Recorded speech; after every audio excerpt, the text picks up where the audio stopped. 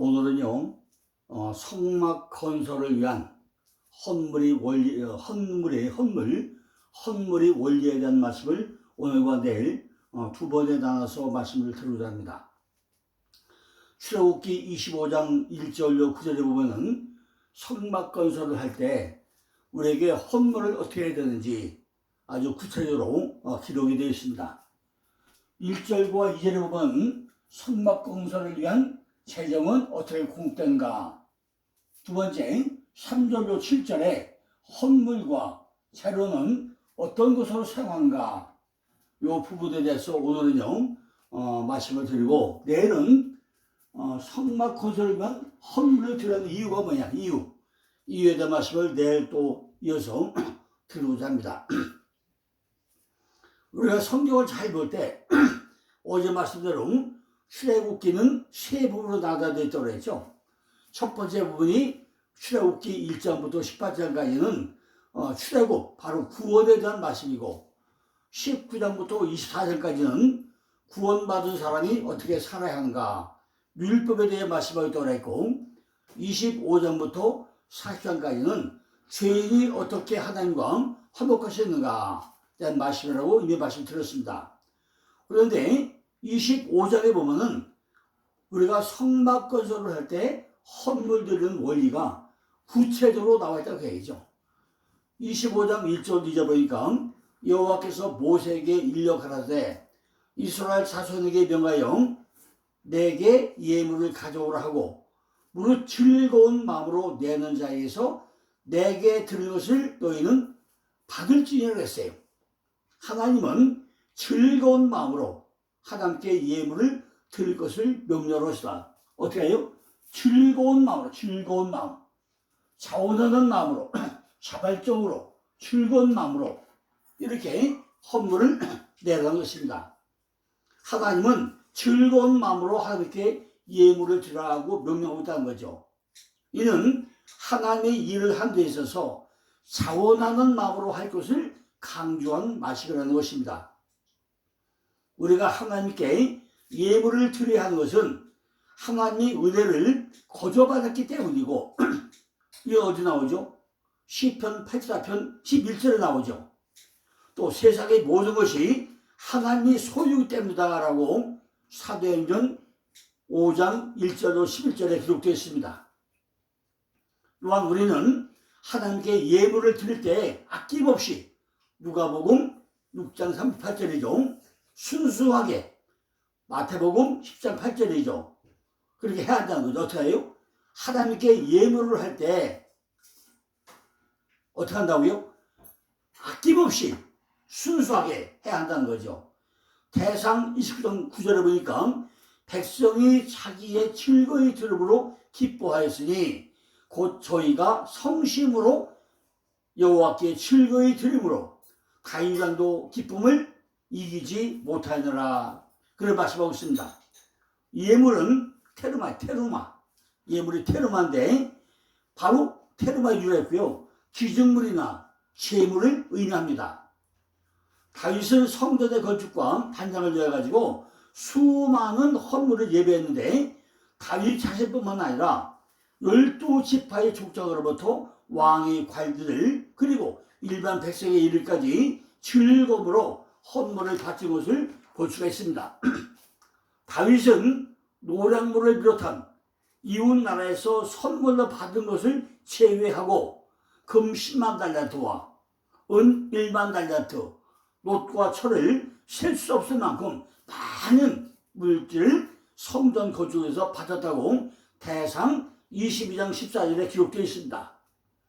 이와 같이 다윗의 풍부한 헌납은 백성들에게 좋은 본보기를 보여주었고, 그들이 자원하여 하나님께 바칠 수 있도록 했다는 것입니다. 다윗이 바친 금과 다윗 백성이 바친 금은요 모두 합해가지고 뭐예요? 다윗이 바친 금 10만 달란트, 은 1만 달란트, 놋과 철, 그 외에 백성들이 낸 것 좀 더 합치고 나면 27만 3,300kg에 달했다고 되어 있습니다. 이것은 성전 안의 성소, 지성소, 그리고 다락방들과 그 안쪽 벽을 모두 금으로 입혔는데 사용되었다고 했습니다. 이처럼 하나님의 은혜로 일생 동안에 가장 많은 일을 한 사람이 바로 단연코 다윗이라고 할 수 있다는 거죠. 그는 아무도 거들떠보지 않던 목동에서 이스라엘의 대왕으로 등극한 행운하였죠.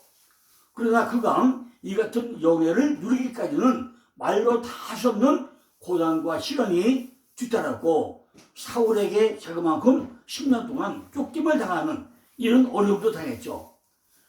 많은 눈물로 또 지낸 세월이 10년입니다. 눈물로 지sem을 했던 것입니다. 다윗은 장자의 축복으로부터 제외된 그런 자들뿐 아니라 8명의 형제 중에 막내다 보니까 장자의 영예를 한 번도 누려보지 못한 그런 자였죠. 그런데 아들로서 누려야 할 권리도 제대로 누리지 못하고 목자로서, 목동으로서 들판에서 생활했던 그런 사람이었다는 것입니다. 그러나 다윗은 비록 들에서 양을 치는 일을 할지라도 아주 성실하고 했고, 부친에 대한 심부름을 할 때도 불만을 한 번도 피하지 않고 했다고 사무엘상 17장 17절이나 18절, 34절, 35절에도 설명하고 있습니다. 소년 다윗은 민족을 구원하고도 사울의 대적이 되었었죠. 생명의 위협을 받으면서 도망자 신세가 되어가지고 10년 동안 도망을 다지게 되었습니다. 다윗은 성전 건축의 요청을 거절당한 그런 자였죠. 너는 피를 많이 흘렸기 때문에 너는 성전을 짓지 못한다. 이렇게 성전 건축 요청을 거절당한다 했습니다. 하나님께서는 전쟁의 용사를 화평의 성전인 성전 건축에서 제외를 시켰다는 것입니다. 그러나 그가 성전 지을 자격을 상실하기 때문에 하나님을 향한 사랑이 식어지거나 신앙이 떨어지거나 하진 않았다는 거죠. 성전의 건축을 위한 모든 준비를 누가 가져죠? 다윗이 다 갖췄다는 것입니다. 다윗은 건축을 위한 자녀를 모으는데 모든 노력을 기울여가지고 건축용 대지를 사들이고 금과 은과 동과 철을 모아가지고 곳간에 잔뜩 쌓아놓았다는 것입니다. 이 같은 자재는 솔로몬이 전을 짓는데 조금도 부족함이 없는 그런 많은 분량이었다는 것입니다. 전을 지은 것은 사람이 위한 것이 아니라 여호와 하나님을 위한 큰 역사이기 때문이었다는 거죠. 다윗은 성전 건축의 큰 역사를 백성들에게 이름하거나 그들이 봉사에만 의존하지 않았다는 거죠. 이러한 다윗의 행동은 장차 오실 그리스도의 사역에 대한 예표이기도 했다는 거죠. 그분은 영적인 하나님이 새 성전을 위한 최선을 다했다는 거죠. 하나님의 일은요, 요구한 것에 마음이 전적으로 굴복하면 소자는 자발적인 헌물들로 가득 차게 된다는 것입니다. 여호와께서 받으실 만한 섬김을 위해서는 성심이 필요하다는 겁니다. 성심, 진실된 마음이 필요하다는 것입니다. 기쁨은 성령의 열매이고 여호와를 향한, 그리고 이 땅에서의 그분이 대의를 향해 온전히 비워진 마음의 산물이라는 거죠. 이러한 기쁨과 평안, 그리고 능력은 하나님께 즐거이 드리는 자가 거두는 아름다운 열매이기 때문입니다. 낼 때는 즐거운 마음으로 하라는 거죠. 즐거운 마음으로 내는 자는 예물을 받을 거라고 지금 기록되어 있다는 것입니다. 하나님은 아무 예물이나 가리지 않고 받는 분이 아니라는 것입니다. 하나님이 내라고 해서 할 수 없이 예물을 드립니다라고 하는 자들은 이것은 받지 않으신다는 겁니다. 하나님은 즐거운 마음으로 드리는 예물만을 받는 그런 분이라는 것입니다. 헌금의 기본 원리는 즐거운 마음으로 하되 자발적으로 드리라는 것입니다. 억지로 드리거나 의무적으로 드리지 말라는 거죠.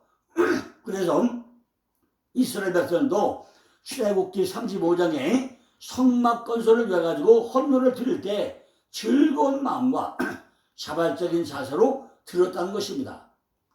이스라엘 백성들이 예물을 가져오는데 너무나 많이 가져와가지고 모세가 이제 그만 가져오라 명령해줄 정도로 쓰기에 남을 많은 예물을 가져왔다는 것입니다. 하나님께 인색하게 드리는 사람들은 하나님도 그 사람을 향해서 인색하게 해야 한다는 것입니다. 그러나 하나님께 넉넉하게 드리는 사람에게는 풍성하게 역사하신다는 것입니다. 헌금의 기본 원리는 자발적으로 즐거운 마음으로 드리되 넉넉하게 드리는 것입니다. 이 원리는 신학시대에도 동일하게 적용되고 있습니다.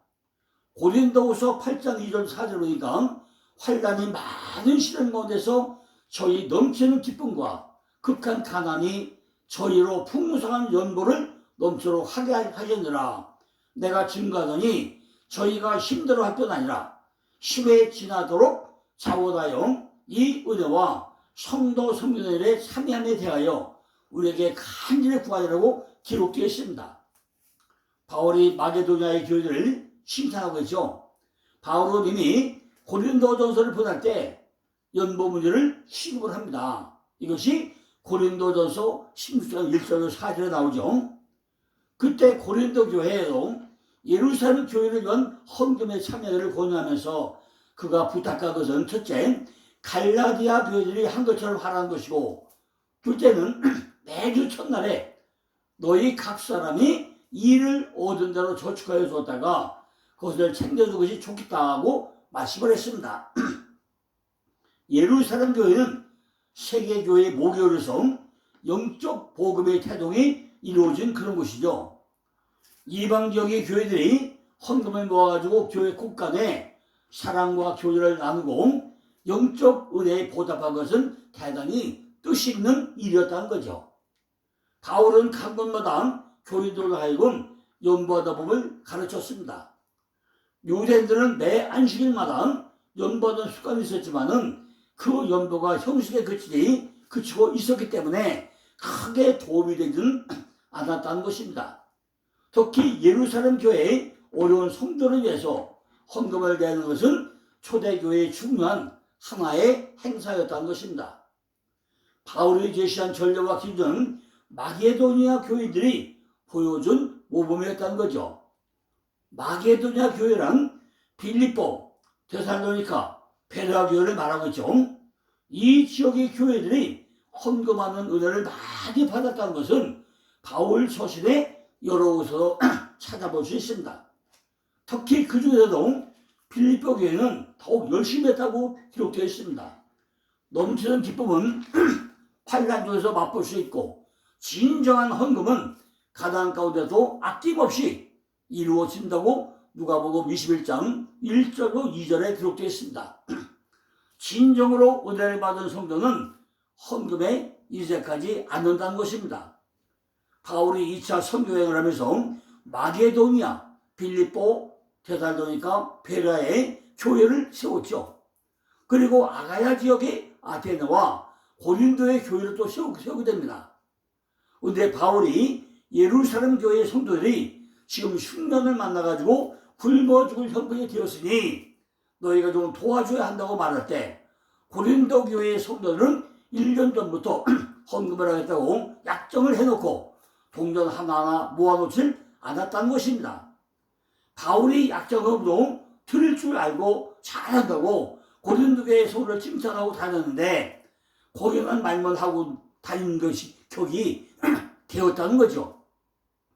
그래서 바울이 고린도 후서를 기록하면서 마게도니아의 교회들을 칭찬하고 고린도 교회의 성도들에게 너희는 어찌하여 약정한 것도 하지 않느냐고 책망을 하고 있다는 것입니다. 외부의 강압에 의한 것이 아니라 도리어 헌금에 참여할 기회를 주시도록 간절히 구했던 것입니다. 마게도니아 교회의 성도들은 돈이 많은 부자였기 때문에 헌금한 것이 아니라 극한 가난 속에서도 헌금을 했고 힘에 지나도록 풍성하게 했다는 것이 바울이 증언이죠. 그래서 고린도후서 9장 7절에 각각 그 마음에 정한 대로 할 것이요 인색함으로나 억지로 하지 말지니 하나님은 즐겨내는 데를 사랑하느라고 기록되어 있습니다. 하나님이 사랑하는 사람은 헌금을 즐거운 마음으로 드리는 사람이라는 거죠. 구약과 신약에 하나님께 드리는 헌물이나 헌금이 기본적인 원리는 자원함으로 넉넉하게 드리는 것입니다. 그들이 헌물을 즉시 가져왔다는 것이 암시되어 있죠. 그들은 즉시 자신들이 장막으로 가서 헌물을 가져왔다는 것입니다. 실행을 지체하면 열심히 시간일까 두려워가지고 그 문제에 대해서 생각할 시간조차 가지려 않았다는 거예요. 하나님이 우리에게 어떤 임무를 깨우쳐주면 맡기면 신속하게 응해야 한다는 거죠. 현재라는 기회보다 더 편리한 기회는 없다는 것입니다. 바로 현재, 지금 바로 하라는 거죠. 무릇 마음이 감동된 자와 마음에 원하는 자라는 말이 기록되어 있습니다. 그들이 행한 것은 즐겁게 그리고 선한 원칙에서 행했다는 것입니다. 그들이 즐겁게 헌금을 드린 것은 하나님과 그를 섬기는 일에 대한 사랑의 정신, 하나님이 그의 규례를 통해 함께 임재해 주시를 바라는 마음, 그들에게 행하신 위대한 일들에 대한 감사의 마음, 그리고 앞으로 보다 큰 일을 베풀어 주시라는 그의 약속을 믿는 신앙에서 우러나왔다는 것입니다. 우리가 하나님께 드리고 그를 위해 행한 일은 마음과 심령 속에서 우러나온 선한 정신에 의한 것이라야 하나님께서 기쁘게 연락을 한다는 것입니다. 마음에 원하는 많은 사람들이 헌물을 가져왔다고 했습니다. 그러나 그것을 원치 않는 사람은 많이 있었고, 하나님보다 금을 더 사랑하고 그 일에는 물론이요 성막 봉사도 참여하지 않는 많은 사람들도 있었을 것입니다. 이스라엘 백성이라고 불리기를 원하지만 형편법과 그들에 대한 하나님의 기대와 선한 본보기를 위한 마음이 감동된 것은 바라지 않고 하나님 나라의 사역을 위해서는 어떤 일에도 참여하지 않은 사람들도 간혹 있다는 거죠. 그들은 만일 참된 종교가 값싸고 자신들보다 아무런 경비도 부담시키지 않는다면 그래서 거기에 아마 가담을 하게 되겠죠. 우리의 능력대로 드리는 헌물이라면 볼품없어 사람들에게 좋은 평판을 받지 못한다 해도 하나님께서는 어김없이 연락하신다는 것입니다. 하나님은 있는 대로 받을 터이고 없는 것은 받지 아니한다고 했습니다. 하나님은 가난한 자의 두 푼을 부자의 천국보다 기뻐한다고 성경에 기록되어 있죠. 하나님은 바치는 헌물의 가치보다는 바치는 자의 심중을 뚫어보시는 눈을 가지고 계신다고 했습니다. 자, 그런데 두 번째 뭐죠? 헌물이 뭐고 재료는 어떤 것으로 사용하는가? 그죠?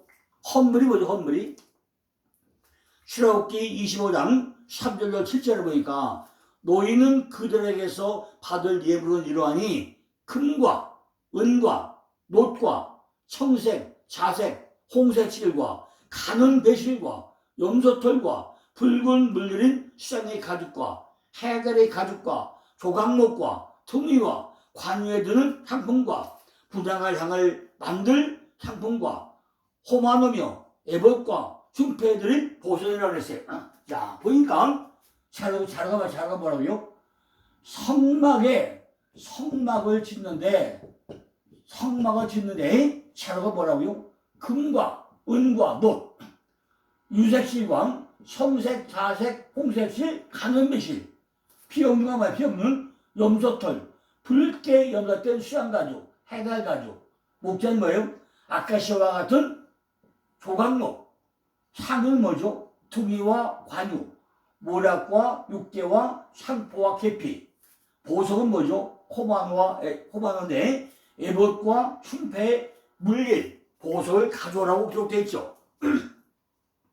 성막 예물은 금과 은과 보석부터 시작해가지고 각종 진귀한 배실과 가죽과 상품 등 최고급 자료들이라는 거예요.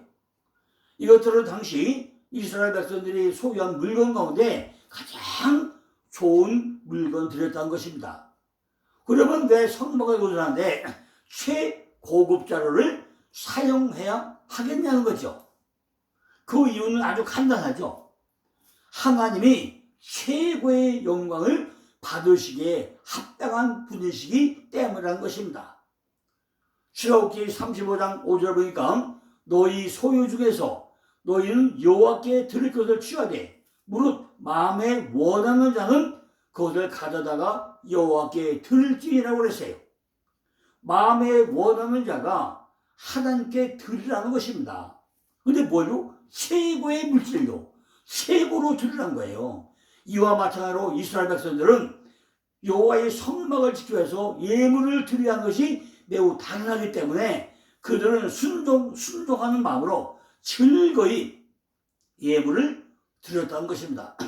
그 자료들을 분류하면요, 금속류는 금과 은과 못을 사용했고, 유색실료는 청색, 자색, 홍색실과 강은 배를 썼고, 피용유로는 염소털, 붉게 염소 같은 수양가죽과 사달가죽을 썼고, 목재로는 아카시아와 같은 종류인 조경목을 사용했고, 상으로는 동료 및 관유에 드는 상품과 부자가 장을 만드는 상품을 이용했고, 보석으로는 호마노, 에봇과 흉패에 물린 보석 등을 썼다는 거예요.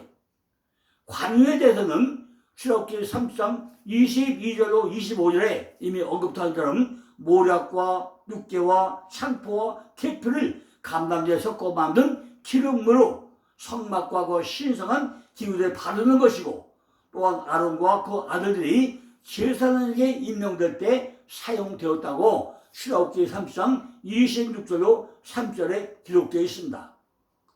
또한 어떤 사람도 이와 같은 것을 만들지 못하도록 엄격히 규제했는데, 이는 관유의 특성을 지키기 위함이었다는 거죠.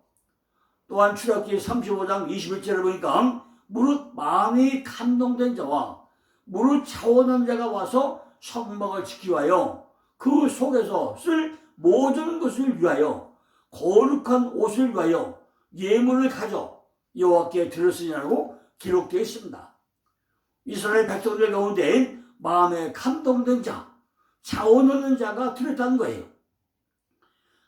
또 35장 20절에 보니까 마음에 원하는 남녀가 와서 가슴핀과 귀고리와 가락지와 목걸이와 여러 가지 금품을 가져왔을 때 사람마다 여호와께 금 예물을 드렸으며라고 기록되어 있습니다.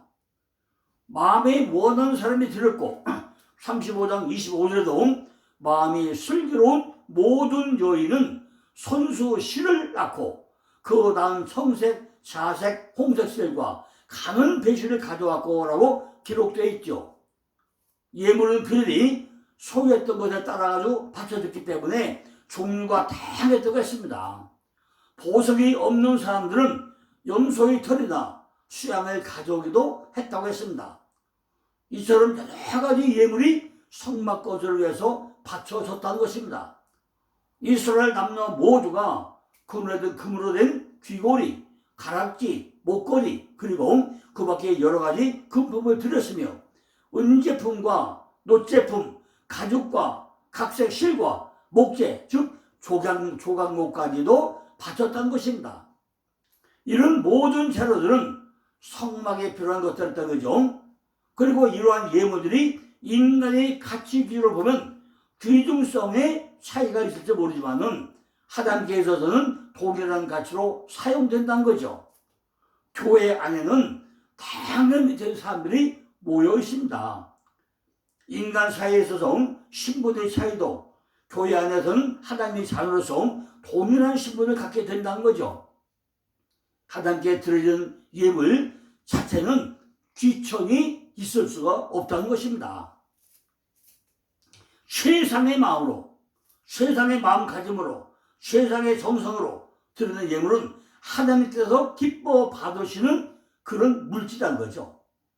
이스라엘의 슬기로운 여인의 재능이 성막 건설에 전부 다 바쳐졌다는 것입니다.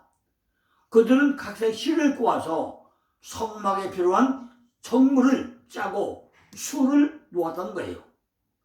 선행과 구제에 열심하던 요빠의 도르가나, 빌보 교회 개척에 공유된 사주장사 루디아나, 전도자의 보호자였던 켄그리아 교회 일꾼이나 베베나, 예수를 섬겼던 마르다와 마리아와 같은 그런 똑같은 여인들은 모든 교회마다 있었다는 거죠.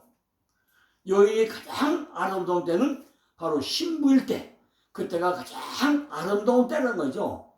그리스도의 신부는 바로 교회를 상징하죠.